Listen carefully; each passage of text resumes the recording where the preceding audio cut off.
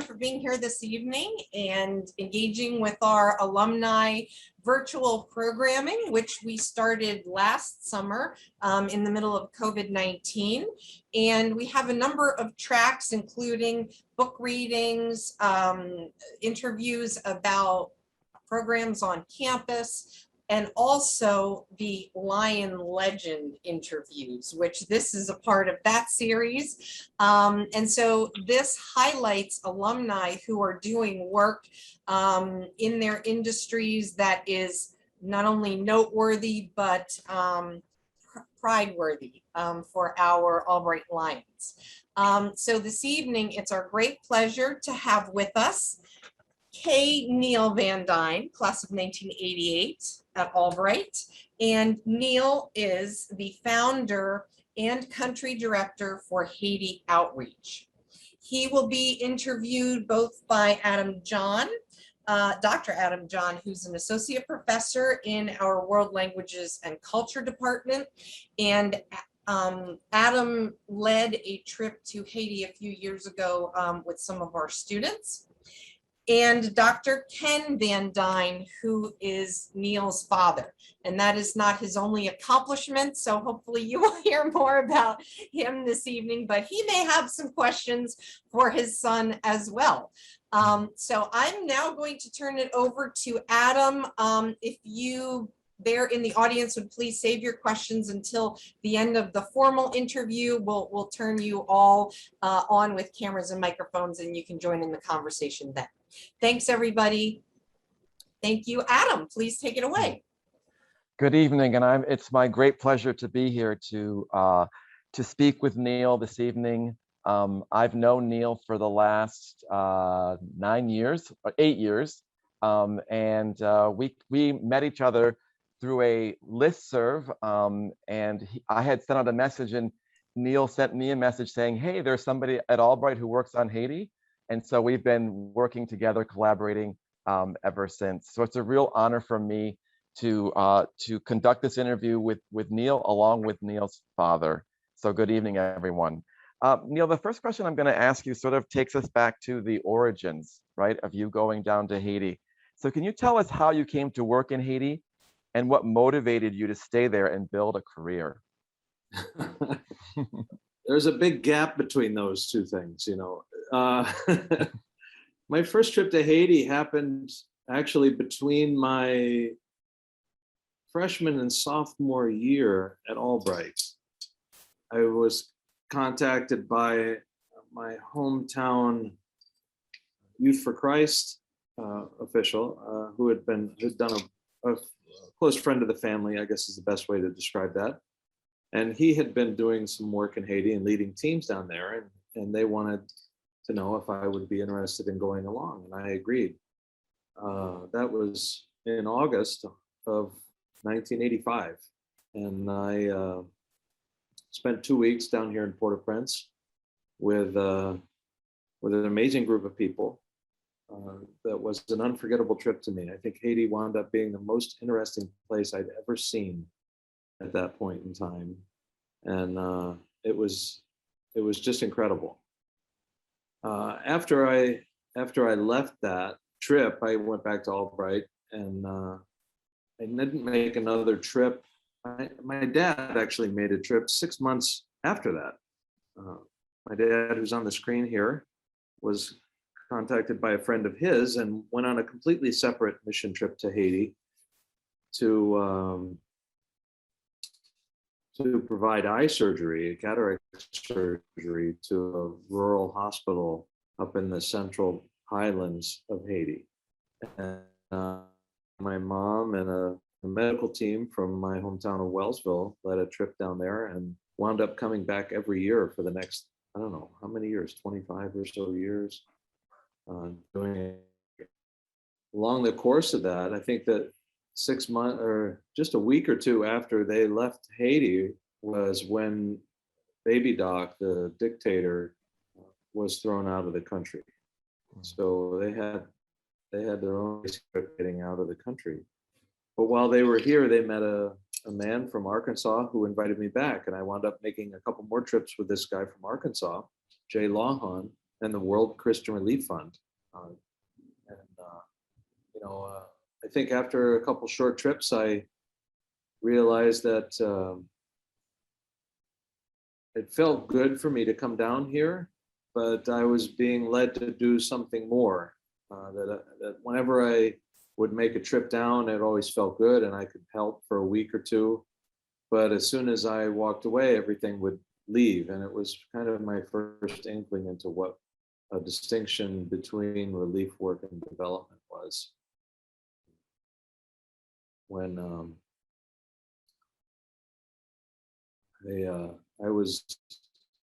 I completed my education certificate at Albright in the fall of 1988, and I moved here in October of 1989. Okay. And so you moved there in 89, and that was then for you the start of your career in Haiti. Yeah, although my career at that time, it consisted of a promise to do this for a year and a half. The intention was to come down and start a school to teach kids.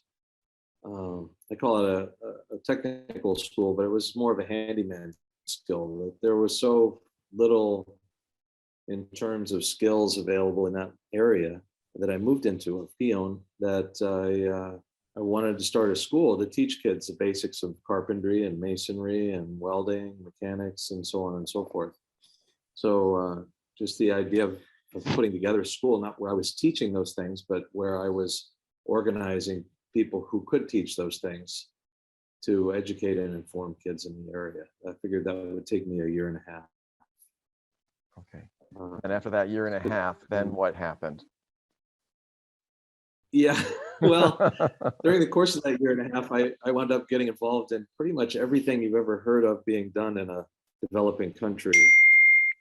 Goats and pigs and chickens and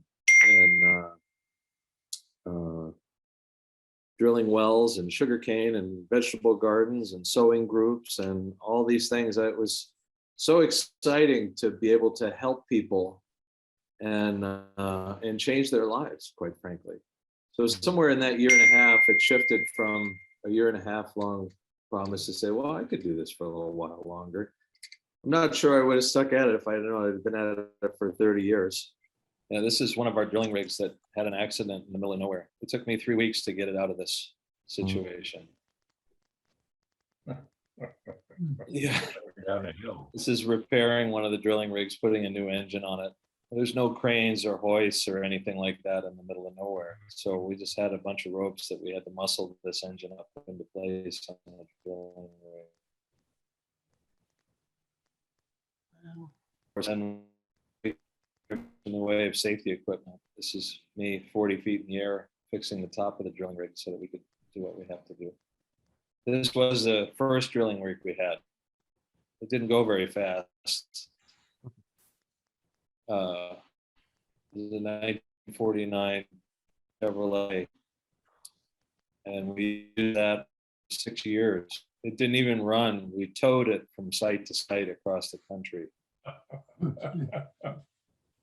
And this was about 6 months after I'd moved to Haiti. My dad came in with my mom. This is the Cape Haitian airport. My dad asked if I missed anything from the States, and I said, I haven't seen milk in 6 months.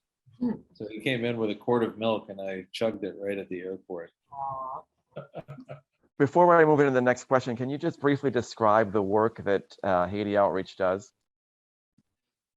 So it was probably 8 years of me doing that kind of work. And what I realized was, while it was great to be able to teach these folks these things, the drilling of the wells and a lot of the things that groups do in Haiti, I realized was all about relief. And when I say relief, I mean that in a way to create a distinction between relief work and development work. Because relief work is all about keeping people alive. So there's something that happens that disrupts the way that society functions. It could be an earthquake or a hurricane or a tornado or a pandemic. Something happens that disrupts the systems that allow society to function. And we need to act on that. We need to react to that situation in a way that we have to do whatever is necessary to keep people alive. That's a relief. People are recipients. We're just going to do something for them. That's very, very different than developing the systems that our society wants to have to make life better. We talk about things like our electrical system here in the States and our participation in the creation of the electrical grid. You know, it was chosen. Our parents or grandparents or whoever decided that they wanted to have electricity, and their leaders decided they wanted to develop this service and rolled that out across the country, and we now benefit from that. But our participation in it now is just that we write a check. That system has been developed. And when it gets disrupted, we need to do relief. We need people jumping into trucks and doing stuff like that. So with that distinction of relief and development, what I realized was that a huge portion of the work that I did in that first 8 years was relief work. It wasn't really creating the systems that Haiti needed to improve itself overall. It was just helping people survive by providing access to water. And so in 1997, myself and about 7 or 8 other folks founded an organization that's now Haiti Outreach. And Haiti Outreach's dream and goal is that Haiti be a developed country. And so our work is all about how do we create the systems necessary for Haiti to move forward. And the primary portion of that has been about water and developing systems of water, be that hand pumps or piped water to your house, in such a way that the country is prouder and can stand stronger in a way that they create their own future. Okay. How do the social and political structures in Haiti either help or hinder your work? Well, having said what I said about Haiti Outreach and the dream of Haiti being a developed country, I'm not sure that the political structures of Haiti have the same dream. It seems like they consistently work against the creation of systems that allow the country to move forward. I think in my first 3 or 4 years in Haiti, we had a new government on average every 9 months. So we went through 3 or 4 or 5 or even 6 governments in my first 4 or 5 years here. Since then, around 30 governments in the last 30 years. So we do work with the government offices. That's a part of creating a system. In fact, today I was in the National Water Office working with them on a strategy to improve sanitation across the country.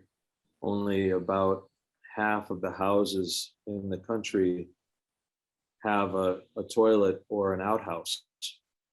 That means almost half of the people in the country are practicing open defecation. That means there's waste all over the place.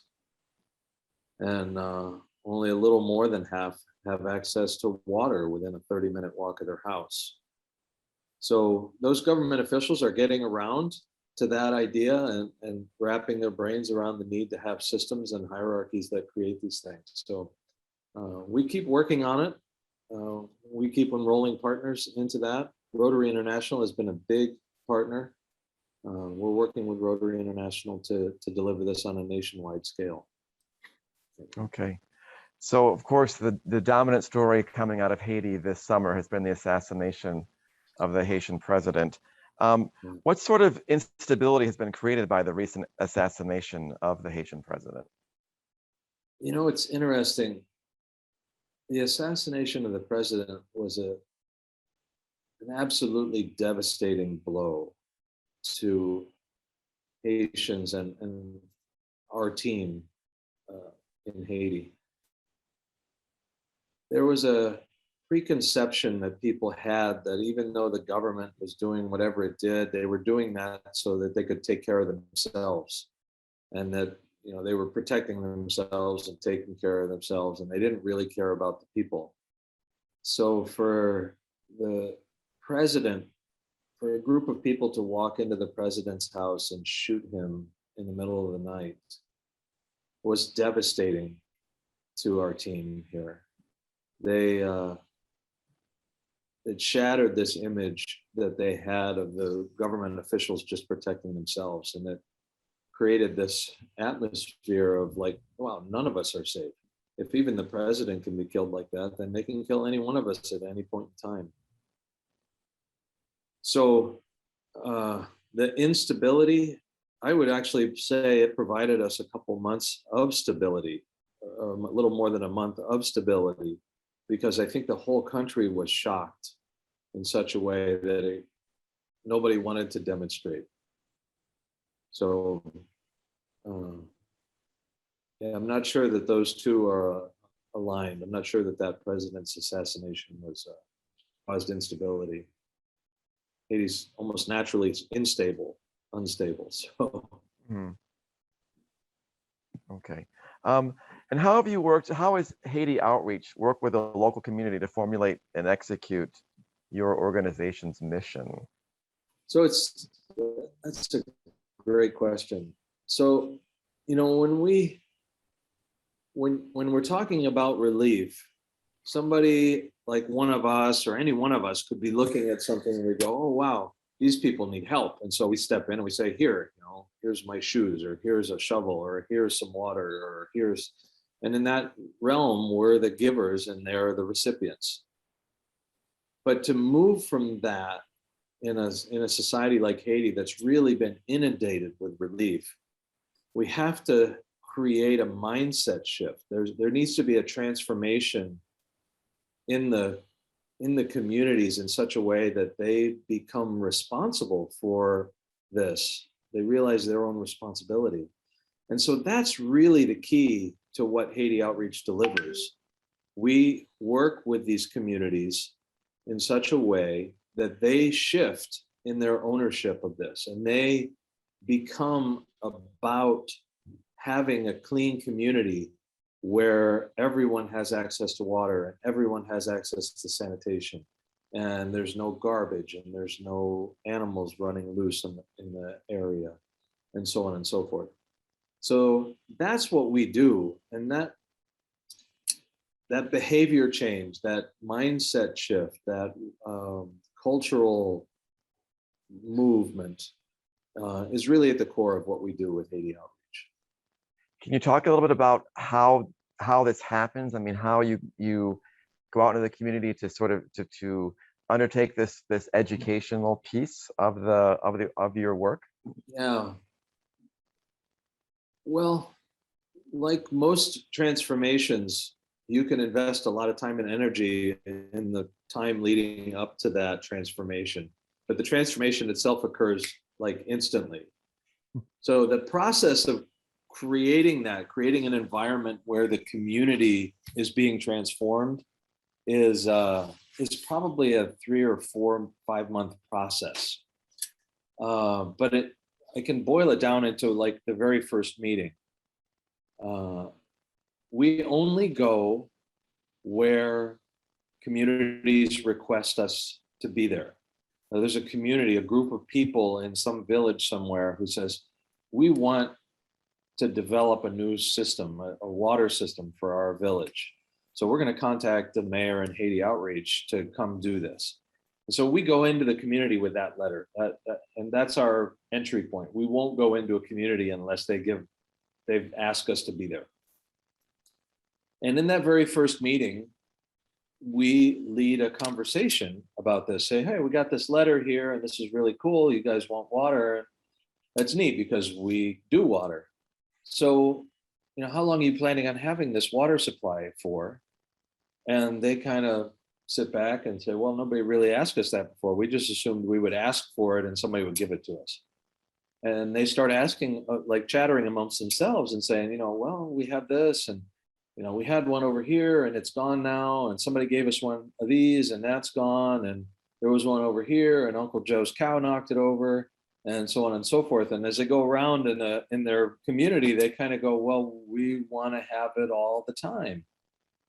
And we say, okay, having it all the time would be a really good idea. And what kind of water do you want to have? And they have another conversation, because they hadn't really thought about that. If we're just going to give them water, they'd be like, okay. But if they're going to create something, they're like, wow, well, this water gave me typhoid, and this water had cholera, and that water made me sick. And we have ocean water, and we have rainwater, and we have muddy water. And they go, what we really want to have is good, clean water that's not going to make us sick.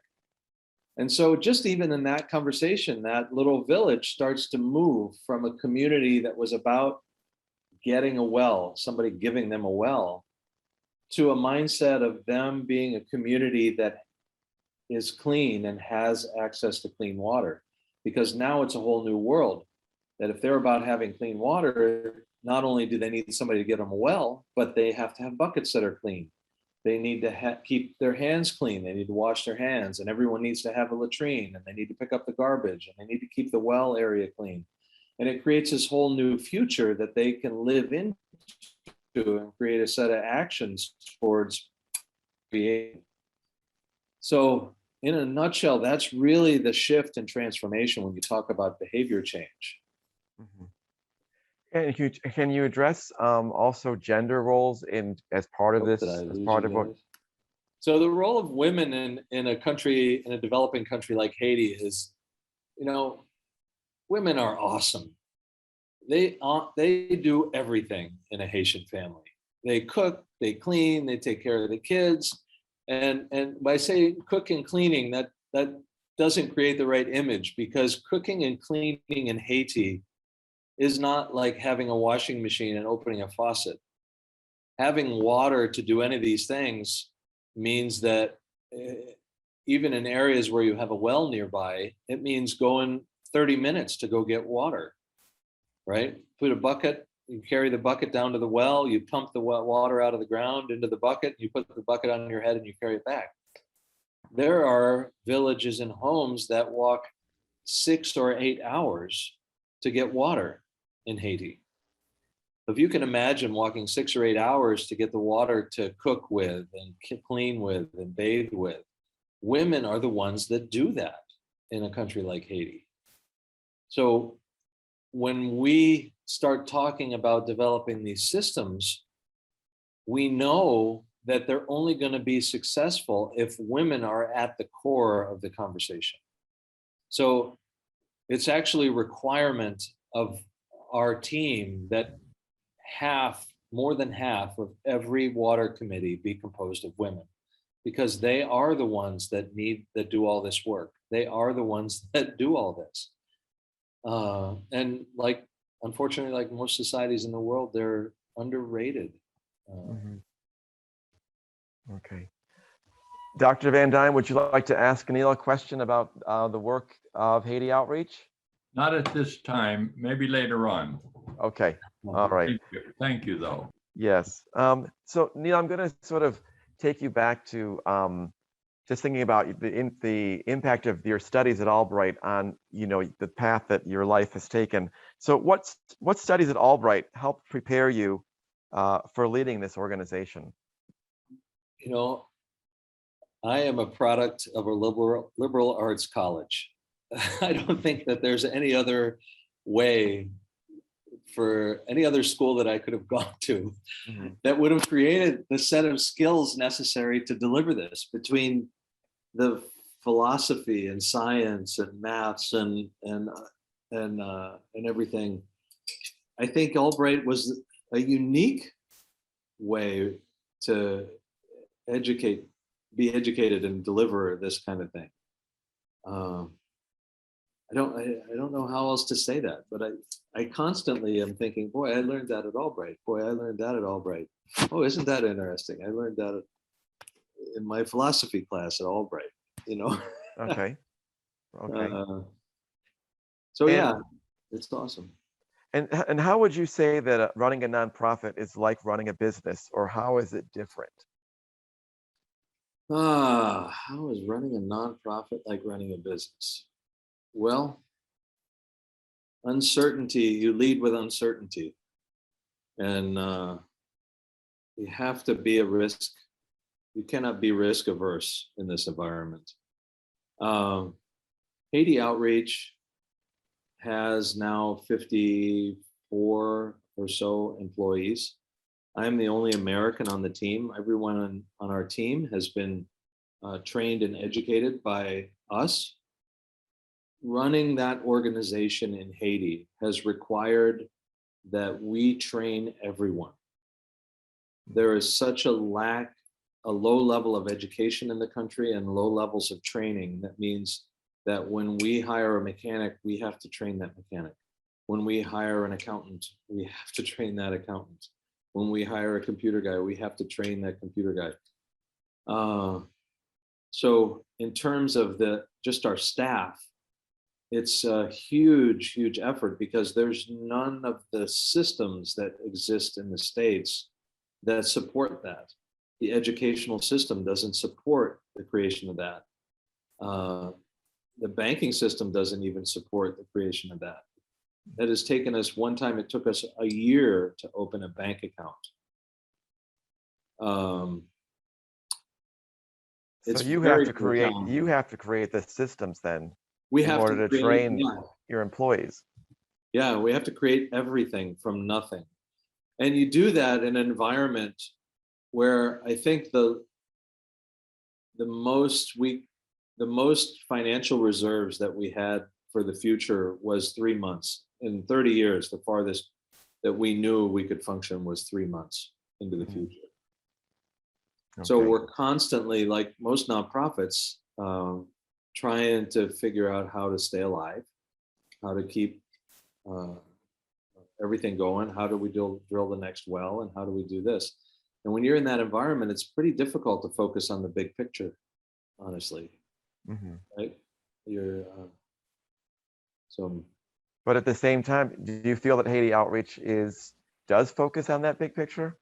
Yeah, Haiti Outreach does focus on the big picture. Because what we realized is that by doing a well, one community at a time, one community at a time, we realized, well, there's like 10,000 communities that need to be done, and doing 50 or 60 a year isn't going to get us there. So if we're really going to be serious about Haiti being a developed country, then we need to step up and scale up. And we have to scale this out in a way that we haven't in the past. And we've been extremely fortunate to partner with Rotary International. Rotary International and the leadership of Rotary International has helped create an initiative in Haiti called HANWASH, the Haitian National Water and Sanitation Initiative. And that is all about taking the lessons learned by Haiti Outreach and moving it to a national scale and building those systems on a national scale. So this is where we're at right now. Mm-hmm. In that world. And Rotary International, there's more than 100 Rotarians who give hours of their time every week towards the creation of this initiative. Okay. So how do you measure your success as within your nonprofit? Well, one of the things that we realized when we were doing wells was that little by little we got more and more requests from communities, and we're like, we already did a well there. And that pushed us in 2013 to say, wow, if we're going to do this, we need to know if everyone has access, and what does that mean? And we created a map of the whole country, and we went out and sent people out, and we actually physically mapped every water point across the entire country, whether it's functioning and potable and so on and so forth. And then we also mapped every house in the country. And that allowed us to create an overlay that says, oh, wow, here are the houses where people have access to water, and here are the houses where people don't. So we actually have a highly technical way of measuring our success. We actually can show it visually on a map using a smartphone or a computer to say, here, this is who has access and this is who doesn't. And when we got systematic about it that way, it changed our whole game. It allowed us to say, wow, we don't need to just do an unnumbered number of wells here, but this community needs 40 wells. And if we do 40 wells, then everyone will have access. And if we do 80 here, that everyone will have access. So it's allowed us to be highly measurable and very objective. So having a very data-driven approach is one of the things that's led us to such great success. Now, that being said, I would say there's a whole lot of divine intervention going on behind the scenes, because there's many, many times where things should have failed. And I honestly believe that no matter what our actions had dictated, that somehow or another, that God played an influence in keeping us going, or keeping me safe, or something like that. Do you have So how do we measure what we do? I measure what we do in terms of not losing our team and being very objective, data-driven at the same time. Right. Can you mention one of those difficult times that the nonprofit experienced, where you thought, is this, perhaps the end? Or there's more than a few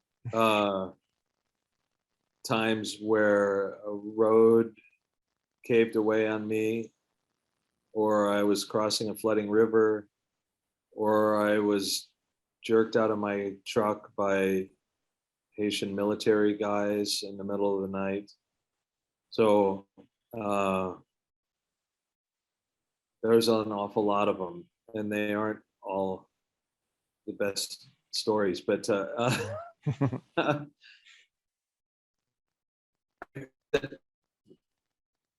yeah, I don't know how I could share one of those. Those are more easily shared over a beer, probably. okay. A prestige, right? Maybe my dad would remember. Maybe my dad remembers one that particularly stuck with him. No, Dad? Well, I'll just make a comment here, Neil. You didn't tell the folks that when you started drilling wells that you mimicked the worldwide picture of 50% of the wells failing in 5 years? Oh, yeah. But your training people increased that to 95%, and people didn't believe it. I mean, you were put down by all sorts of big organizations who thought you were cooking the book. So I think some comments about that would be appropriate. Yeah, it's hard to, there's so much packed in here. I guess I hadn't thought about that, but you're right, Dad. When we came down, when we were doing that, we were doing wells from a relief perspective. And that relief perspective was one of a set of protocols laid out by groups like UNICEF and World Vision and CARE, who were doing water wells all over the world. And you've seen the ads, you've seen all those things. And so we followed those protocols when we created the wells that we were doing. And we did about 1,000 of those wells in that framework. In 2004, we went out and mapped them and said, let's see how many are still working. And we realized that only half of them were working. And I've since come to learn that 50% success rate is what everyone in the world has. Everyone, UNICEF, CARE, World Vision, every NGO, every non-governmental entity working in the world in the water sector has that kind of success. In fact, in some places in Africa, water systems and water supplies don't even last 3 months after they're built. when we realized that, that's when we created this training methodology in Haiti Outreach to say, wow, we got to do better. We need to do this in a way. And that's what led us to the behavior change conversation and the mindset shift conversation that, as my dad mentioned, overnight moved us to 90% of the wells being functional, a number that's held true up to today. That is a world-leading number. There is no other program in the world that I know of that has that kind of success over a 15-year period.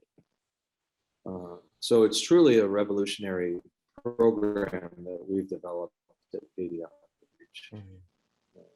And I just want to say that I think that's one of the key reasons that I have my students in the course that I teach on Haiti Anything at else? Albright I don't know what else to say.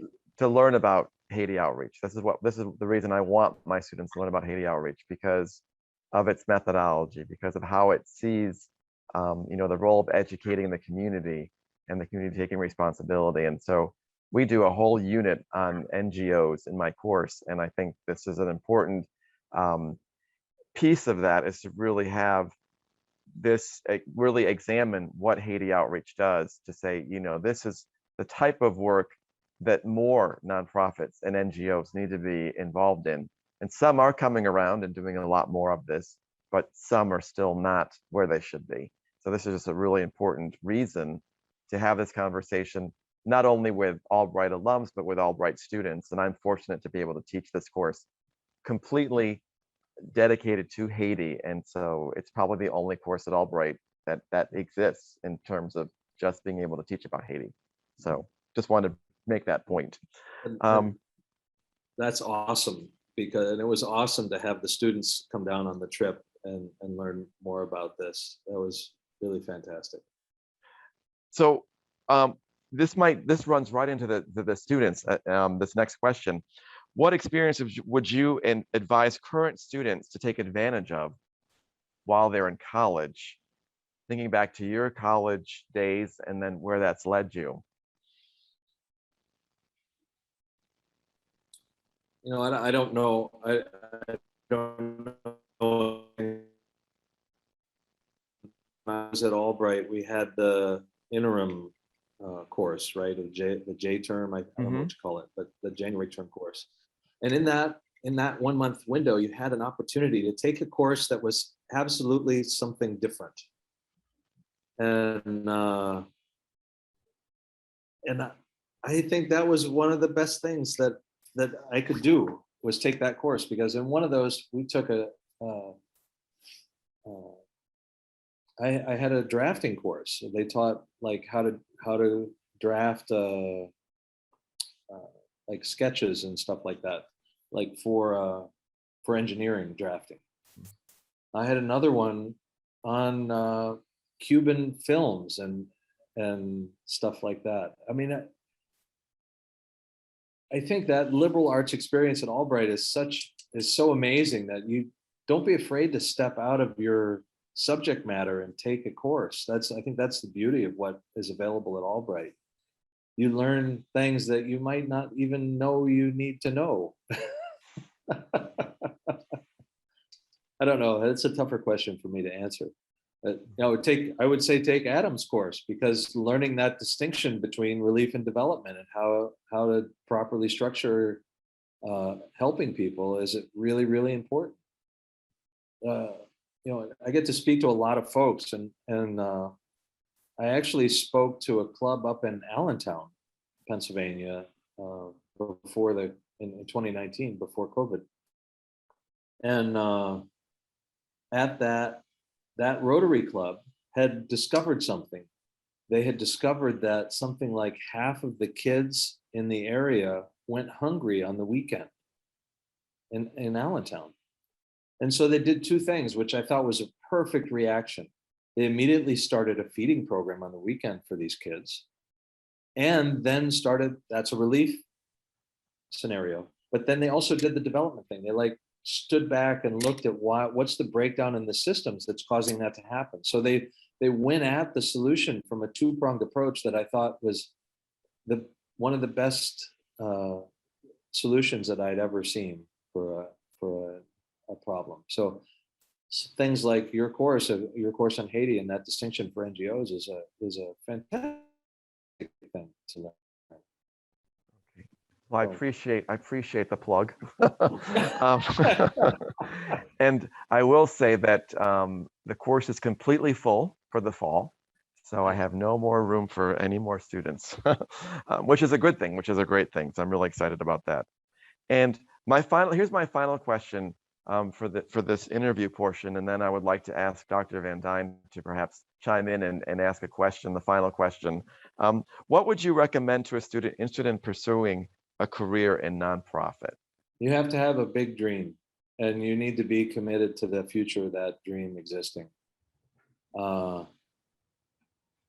Make sure that you have a clear goal in mind for what you're trying to achieve, be that feeding kids who are hungry.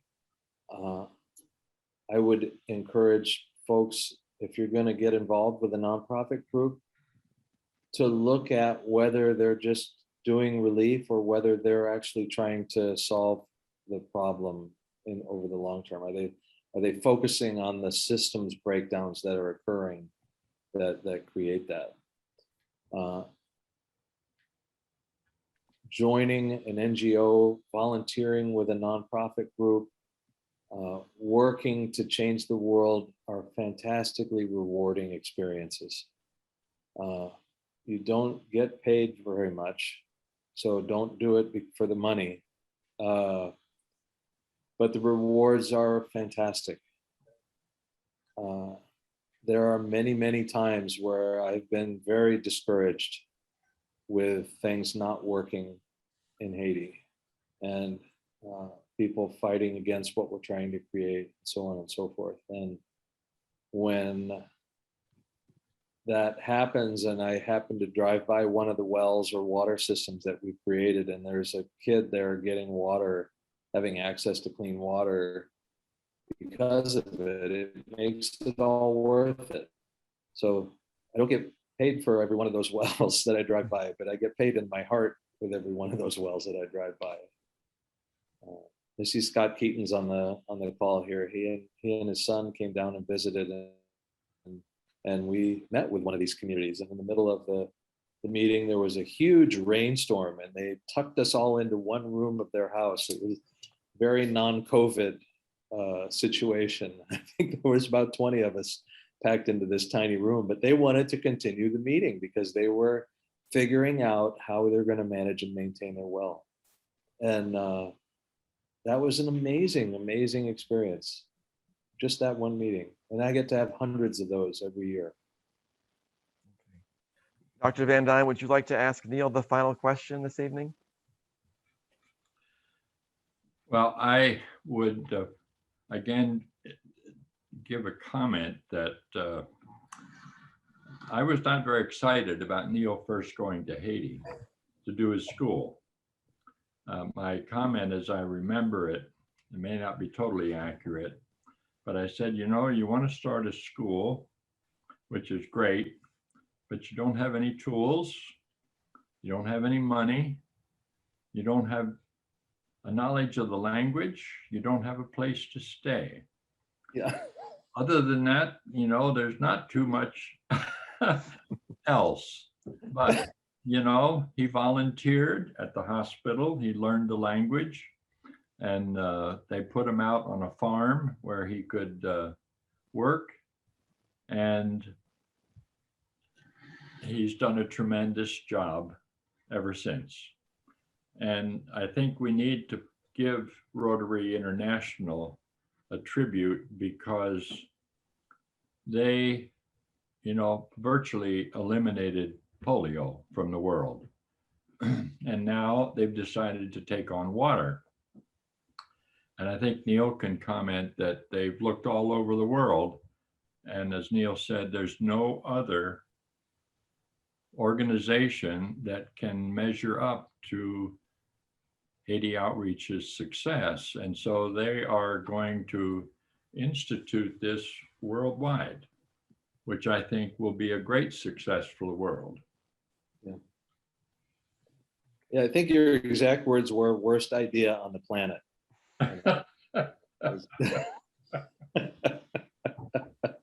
Well, what did I know? Yeah, well, you knew more than I did. If I knew what I knew now then, I wouldn't do it. Well, I think that's a great way to end this interview. So I want to thank you both for participating this evening in this interview. Thank you so much, Neil.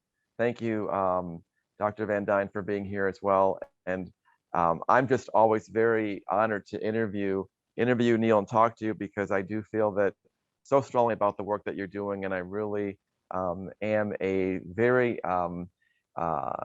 supportive person here at the Albright in the Albright community as far as the work that you're doing. So I'm always here to support you guys. Absolutely, and we appreciate it. And it's always fantastic. If you want to learn more, we have trips down here. It's been down a couple times, and we do organize trips down here. So if you're curious and want to learn more, talk to Adam or myself or my dad. Connect with us.